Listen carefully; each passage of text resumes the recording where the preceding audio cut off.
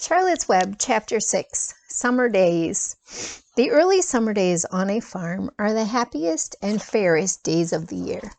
Lilacs bloom and make the air sweet and then fade. Apple blossoms come with the lilacs, and the bees visit around among the apple trees. The days grow warm and soft.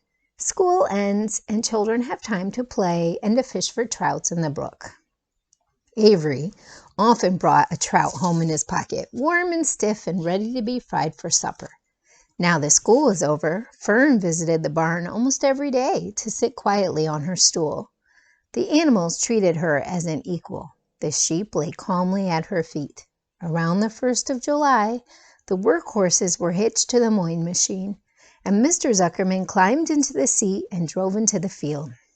All morning you could hear the rattle of the machine as it went round and round, while the tall grass fell down behind the cutter bar in long green swaths. Next day, if there was no thunder shower, all hands would help rake and pitch and load, and the hay would be hauled to the barn in the high hay wagon, with Fern and Avery riding at the top of the load. Then the hay would be hoisted, sweet and warm, into the big loft, until the whole barn seemed like a wonderful bed of timothy and clover. It was fine to jump in, and perfect to hide in, and sometimes Avery would find a little grass snake in the hay, and would add it to the other things in his pocket. Early summer days are a jubilee time for birds. In the fields around the house, in the barn, in the woods, in the swamp, everywhere love and songs and nests and eggs. From the edge of the woods, the white-throated sparrow, which must come all the way from Boston, calls, "Oh, Peabody, Peabody, Peabody," on an apple bough. The phoebe teeters and wags its tail and says, "Phoebe, Phoebe." The song sparrow, who knows how brief and lovely life is, says, "Sweet, sweet, sweet interlude, sweet, sweet, sweet interlude." If you enter the barn, the swallows swoop down from their nests and scold. "Cheeky, cheeky," they say. In early summer, there are plenty of things for a child to eat and drink and suck and chew. Dandelion stems are full of milk. Clover heads are loaded with nectar. The frigid air is full of ice-cold drinks. Everywhere you look is life. Even the little ball of spit on the weed stalk, if you poke it apart, has a green worm in it. And on the underside of the leaf of the potato vine are the bright orange eggs of the potato bug. It was on a day in early summer that the goose eggs hatched. This was an important event in the barn cellar. Fern was there, sitting on her stool, when it happened, except for the goose herself. Charlotte was the first to know that the goslings had at last arrived. The goose knew a day in advance that they were coming. She could hear their weak voices calling from inside the egg. She knew that they were in a desperately cramped position inside the shell, and were most anxious to break through and get out. So she sat quite still and talked less than usual. When the first gosling poked its gray-green head through the goose's feathers and looked around, Charlotte spied it and made the announcement. "I am sure," she said, "that every one of us here will be gratified to learn that after 4 weeks of unremitting effort and patience on the part of our friend the goose, she now has something to show for it. The goslings have arrived. May I offer my sincere congratulations?" "Thank you, thank you, thank you," said the goose, nodding and bowing shamelessly. "Thank you," said the gander. "Congratulations," shouted Wilbur. "How many goslings are there? I can only see one." "There are 7," said the goose. "Fine," said Charlotte. 7 is a lucky number. "Luck had nothing to do with this," said the goose. "It was good management and hard work." At this point, Templeton showed his nose from his hiding place under Wilbur's trough. He glanced at Fern, then crept cautiously toward the goose, keeping close to the wall. Everyone watched him, for he was not well liked, not trusted. "Look," he began in his sharp voice, "you say you have 7 goslings. There were 8 eggs. What happened to the other egg? Why didn't it hatch?" "It's a dud, I guess," said the goose. "What are you going to do with it?" continued Templeton, his little round beady eyes fixed on the goose. "You can have it," replied the goose. "Roll it away and add it to that nasty collection of yours." Templeton had a habit of picking up unusual objects around the farm and storing them in his home. He saved everything. "Certainly, certainly, said the gander. "You may have the egg. But I'll tell you one thing, Templeton. If I ever catch you poking your ugly nose around our goslings, I'll give you the worst pounding a rat ever took." And the gander opened his strong wings and beat the air with them to show his power. He was strong and brave, but the truth is, both the goose and the gander were worried about Templeton, and with good reason.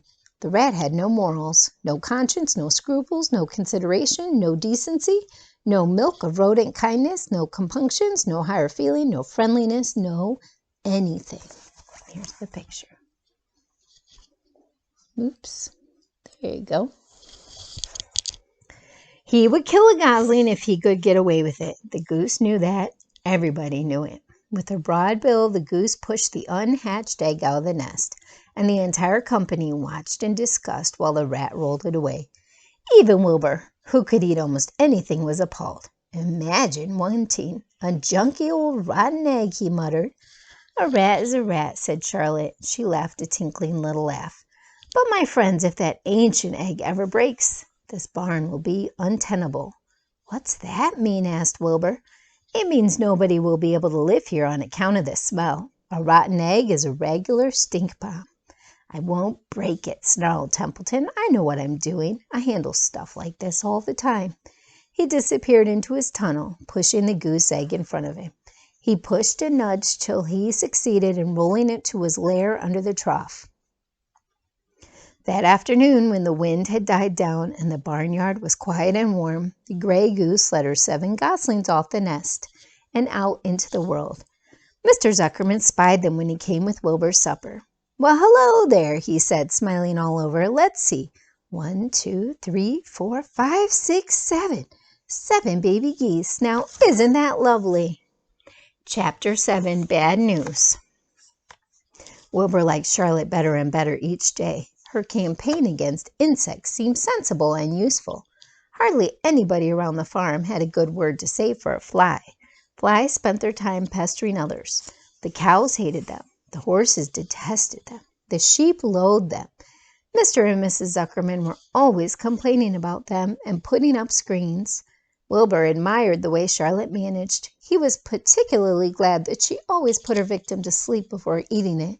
"It's real thoughtful of you to do that, Charlotte," he said. "Yes," she replied in her sweet musical voice. "I always give them an anesthetic so they won't feel pain. It's a little service I throw in." As the days went by, Wilbur grew and grew. He ate 3 big meals a day. He spent long hours lying on his side, half asleep, dreaming pleasant dreams.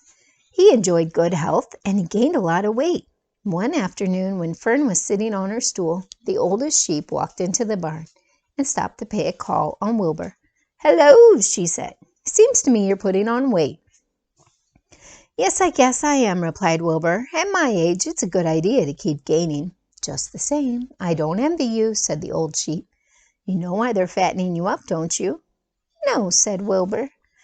"Well, I don't like to spread bad news," said the sheep, "but they're fattening you up because they're going to kill you, that's why." "They're going to what?" screamed Wilbur. Fern grew rigid on her stool. "Kill you. Turn you into smoked bacon and ham," continued the old sheep. "Almost all young pigs get murdered by the farmer as soon as the real cold weather sets in. There's a regular conspiracy around here to kill you at Christmas time. Everybody's in on the plot. Lurvy, Zuckerman, even John Arable." "Mr. Arable?" sobbed Wilbur. "Fern's father?" "Certainly. When a pig is to be butchered, everybody helps. I'm an old sheep, and I see the same thing. Same old business year after year. Arable arrives with his .22, shoots the—" "Stop!" screamed Wilbur. "I don't want to die. Save me! Somebody save me!"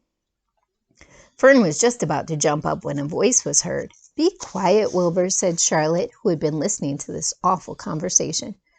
"I can't be quiet," screamed Wilbur, racing up and down. "I don't want to be killed. I don't want to die. Is it true what the old sheep says, Charlotte? Is it true they're going to kill me when the cold weather comes?" "Well," said the spider, plucking thoughtfully at her web, "the old sheep has been around this barn a long time. She has seen many a spring pig come and go. If she says they plan to kill you, I'm sure it's true. It's also the dirtiest trick I ever heard of. what people don't think of. Here's a picture of Wilbur crying. And the sheep is talking to him. Wilbur burst into tears. I don't want to die, he moaned. I want to stay alive, right here in my comfortable manure pile with all my friends. I want to breathe the beautiful air and lie in the beautiful sun. You're certainly making a beautiful noise, snapped the old sheep. I don't want to die, screamed Wilbur, throwing himself to the ground. You shall not die, said Charlotte briskly. What? Really? Cried Wilbur. Who's going to save me? I am, said Charlotte. How? Asked Wilbur. That remains to be seen, but I'm going to save you, and I want you to quiet down immediately. You're carrying on in a childish way. Stop your crying. I can't stand hysterics.